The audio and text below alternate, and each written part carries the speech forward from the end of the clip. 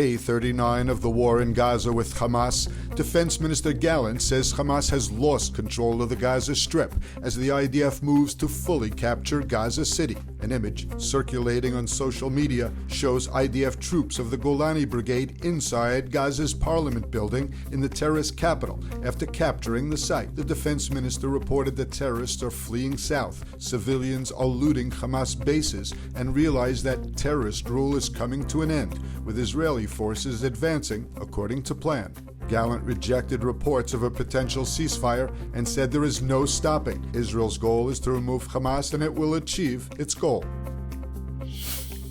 In the north, Israel is reconsidering its strategy after more than a month of deadly cross-border exchanges with Hezbollah. IDF Chief of Staff Lieutenant General Herzi Halevi held an assessment at the Northern Command in Tzfat, vowing to restore security to residents of northern Israel amid continuing rocket and missile attacks from Lebanon by Hezbollah. Halevi said that the IDF has action plans for the north, and the security situation will not remain with the residents of the north feeling unsafe to return to their homes. The northern border communities have been almost entirely evacuated of civilians. Israel has shown considerable restraint until now, punishing Hezbollah with local responses to attacks while trying to avoid a full-scale conflict and a second front.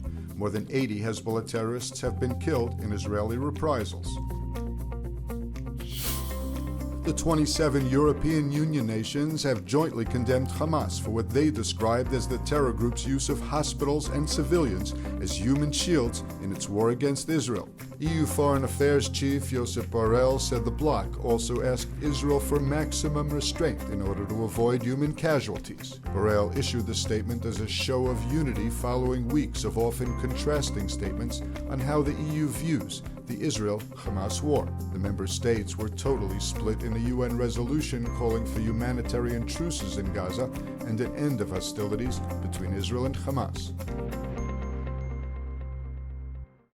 So we know the news is volatile and fast-paced, and we want to let you know that ILTV's new app is now available. So if you want to stay connected to the latest news from Israel, the Middle East, and the Jewish world, download our app now on all your devices. It's available in the App Store for both Android and iPhone.